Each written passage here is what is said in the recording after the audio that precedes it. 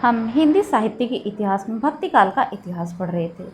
ठीक है, भक्ति काल के इतिहास में हम प्रमुख संत कवियों के विषय में पढ़ रहे थे।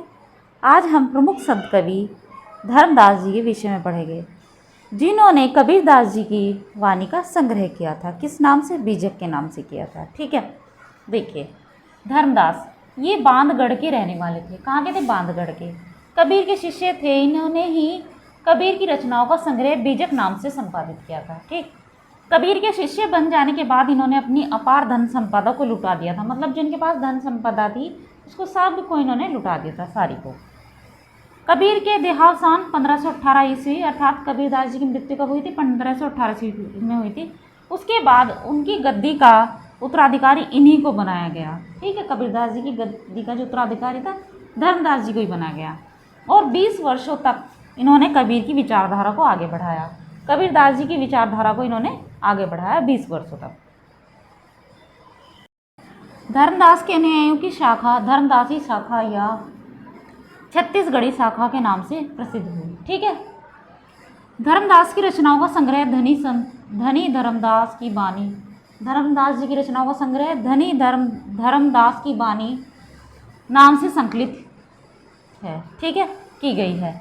ये प्रारंभ में सगुण उपासक बताए जाते हैं कि मतलब प्रारंभ में कैसे थे? सगुण उपासना करते थे। ठीक है, सगुण मतलब एक तरीके से उनके प्रारूप की उपासना करते थे।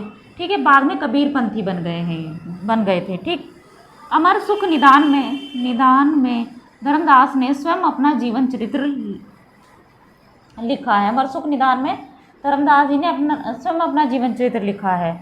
सुख निदान इनका चरित्र ग्रंथ है। ठीक है, सुख निदान इनका चरित्र ग्रंथ है। धर्मदास की मृत्यु के बाद इनके पुत्र चूड़ामणि को कबीर पंथ की गद्दी मिली। मतलब धर्मदास की मृत्यु के बाद इनके जो पुत्र थे चूड़ामणि, उनको किसकी गद्दी मिली? कबीर पंथ की गद्दी मिली।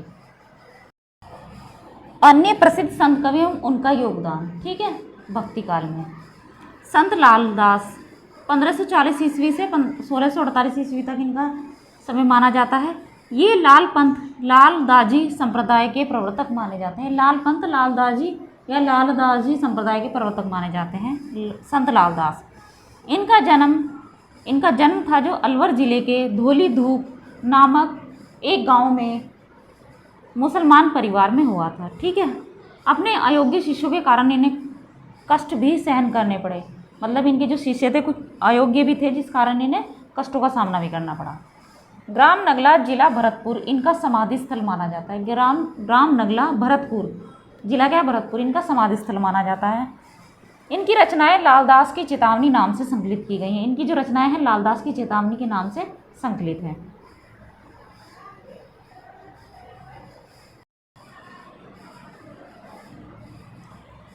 संत अक्षर अनन्य आचार्य रामचंद्र शुक्ल ने इनका स्थिति काल क्या माना है? 1653 ईस्वी माना है। ठीक है, और 1710 विक्रम संवत।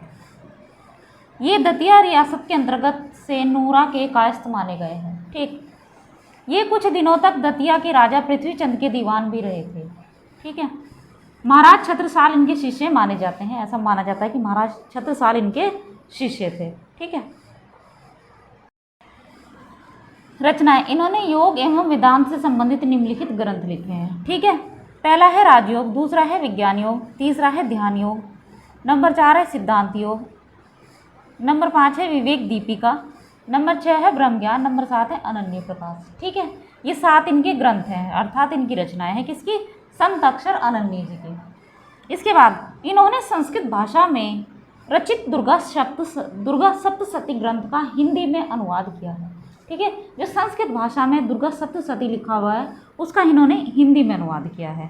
तो ये संत अक्षर अनन्य से संबंधित महत्वपूर्ण तथ्य थे और उनकी रचनाएं थी। आप भी परिचित हैं, आप सभी जानते हैं कि जो देखिए अगर दिल्ली की परीक्षाएं हो तो उनमें इतना गहराई से प्रश्न नहीं पूछे जाते हैं कि मतलब काफ़ी एक तरीके से शब्द में से ही मतलब उसको इस तरह से घुमा फिरा कर प्रश्न पूछा जाए।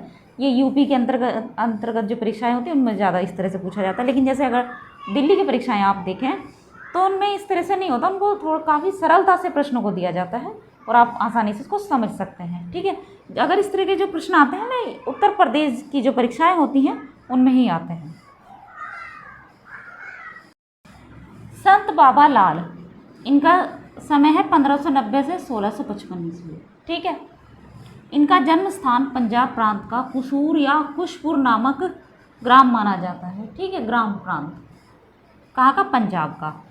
इनके द्वारा बाबा लाल जी संप्रदाय का प्रवर्तन किया गया था। किसका? बाबा लाल जी संप्रदाय का प्रवर्तन किया गया था संत बाबा लाल के द्वारा। शहजादा दारा शिकोह के साथ इनका धार्मिक संलाप हुआ था। दारा शिकोह का साम्राज्य था, तो मतलब ये समझ लीजिए कि दारा शिकोह के समय के थे। ठीक है, तो इनका धार्मिक संलाप हुआ था, धार्मिक वार्तालाप हुआ था। मात्र 8 वर्ष की उम्र में ही इन्होंने प्रमुख धर्मग्रंथों का अध्ययन कर लिया था। केवल 8 वर्ष की आयु में। जैसे कि आज के समय में बच्चे तो केवल अच्छी तरह से समझ नहीं पाते, पढ़ नहीं पाते हैं ठीक से। उस समय इन्होंने क्या कर लिया था? धर्म ग्रंथों का अध्ययन कर लिया था उस समय, क्योंकि धर्म ग्रंथ क्या था कि उनका ही अध्ययन महत्वपूर्ण समझा जाता है पहले के समय में। लेकिन आज के समय में क्या है कि आप देख सकते हैं बच्चों के अंदर संस्कार की कमी भी किस कारण से हो गई? इसी कारण से हो गई है कि उनको कुछ एक तरीके से धर्म से संबंधित या धर्म ग्रंथ कुछ पढ़ाए नहीं जाते हैं। कहीं ना कहीं उनका अध्ययन भी आवश्यक है। 10 वर्ष की अवस्था में ये वैरागी होकर सत्य व सदगुरु की खोज में निकल पड़े थे। और 10 वर्ष की अवस्था में क्या हो गए थे? वैराग हो गया था। इन्हें संसार से क्या हो गया था? वैराग हो गया था, और ये सत्य एवं सदगुरु की खोज में निकल पड़े थे। चेतन बाबा या चैतन्य स्वामी से इन्होंने दीक्षा ग्रहण की थी। चैतन्य प्रभु या चेतन बाबा से इन्होंने क्या ली थी? दीक्षा भी ली थी। ठीक है, इनकी रचनाएं हैं। इनकी रचनाओं को कोई प्रामाणिक संकलन प्राप्त नहीं होता है कि प्रमाण अगर माना जाए तो ऐसा इनका कोई संकलन नहीं मिलता है। लेकिन इनकी 2 रचनाएं हैं जिसके आधार पर हम कुछ रचनाओं के विषय में जान सकते हैं। इनके असरारे माफित, ये इनकी एक रचना है। इसमें बाबा लाल एवं दारा शिकोह के वार्तालाप को संग्रहित किया गया है कि मतलब जो संत बाबा थे, संत बाबा लाल, और इनके जो वार्तालाप हुआ था इनका दारा शिकोह के साथ, उसको संग्रहित किया गया है। किसमें? असरारे माफित में। दूसरी है नादिरुन्निकात, नादिरुन्निकात। ठीक है, इसमें इनके विचारों का संग्रह किया गया है। तो इनकी 2 रचनाएं मिलती हैं, वैसे प्रमाणिक नहीं मानी गई हैं।